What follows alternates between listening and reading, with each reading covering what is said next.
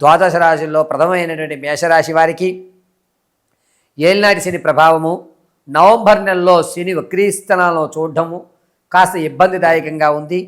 ధనపరంగా మీరు అనుకున్న పనులు నెరవేరకపోవడం, డబ్బుకు కాస్త ఇబ్బంది పడడం, ఆర్థిక వ్యవస్థలో కాస్త కృంగిపోవడం అనేటువంటి జరుగుతూ ఉంటాయి. అంతేకాకుండా రాజకీయంలో ఉన్న వారికి కాస్త కలిసి వస్తుందని చెప్పాలి. సొంత గూటికి మీరు చేరతారు. అంతేకాకుండా జనాల్లో ఆకర్షణ కాస్త పెరుగుతుంది. పర్వాలేదు, జనాకర్షణ నాకు ఉంది కాబట్టి నేను ఏ నిర్ణయం చేసుకున్నా అది ప్రజల కొరకే అని ప్రజలు నన్ను అర్థం చేసుకుంటారనే నిర్ణయానికి మీరు రావడం జరుగుతుంది. అంతేకాకుండా ఈ మేషరాశి వారు వ్యాపారం ప్రారంభం చేద్దామంటే కనుక ప్రత్యక్షంగా ప్రారంభం చేయండి. అన్నీ కలిసి వచ్చేటువంటి అవకాశాలు లభిస్తున్నాయి.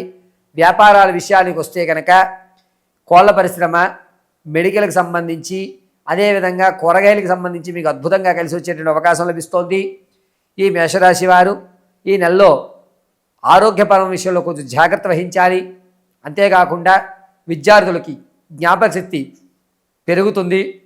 దీనివల్ల మీరు అనుకున్నటువంటి ఉత్తీర్ణత సాధించలేకపోవడం అనేది జరుగుతూ ఉంటుంది. కాస్త మానసిక క్షోభ జరుగుతుంది. రియల్ ఎస్టేట్లో కానీ స్టాక్ మార్కెట్లో కానీ వ్యాపారం చేద్దాము, పెట్టుబడి పెడదాము అనుకుంటే కనుక రియల్ ఎస్టేట్లో కానీ రియల్ ఎస్టేట్లో కానీ స్టాక్ మార్కెట్లో కానీ ధనాన్ని వెచ్చించాలి అంటే ఆచితూచి పెట్టుకోండి. అంత లాభదాయకంగా లేదు. మీరు పెట్టిన పెట్టుబడి కరెక్ట్గా అక్కడికి సరిపోతుంది. అంతకు మించి మీరు ఒక రూపాయి కూడా లాభపడే అవకాశం ఎక్కడా లేదు. ఇక వ్యవసాయదారుల విషయానికి వస్తే ప్రథమాంకంలో అంటే 18వ తారీఖు వరకు కూడా ఆశాజనకంగా ఉంది. 18 తర్వాత నుంచి వ్యవసాయదారులు కాస్త ఇబ్బంది కలుగుతున్నాయి.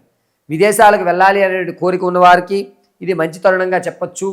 ఈ యొక్క నవంబర్ 8వ తారీఖు నుంచి 18వ తారీఖు వరకు కూడా మంచి అవకాశం విదేశాలకు వెళ్ళే వారికి ఉపయోగపడుతుంది. ఎవరైతే విదేశాల్లో ఉంటారో వారికి ఉద్యోగ విషయంలో కొన్ని ఇబ్బందులు కలుగుతున్నాయి.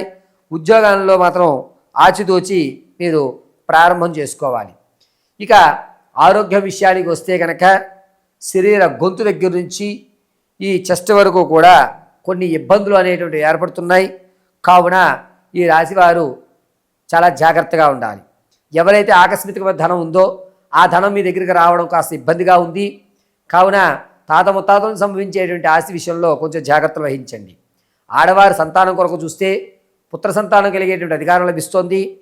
సంతాన సాఫల్యం అనేటువంటిది కాస్త ఆలస్యంగానే ఉంది. ఈ నెల కూడా అంతా యోగదాయకంగా లేదు. వివాహం కొరకు చూసేటువంటి వారికి ఈ నెల వివాహం ఆలోచన చేయొద్దు అనేటువంటి విషయాన్ని తెలియజేస్తాను.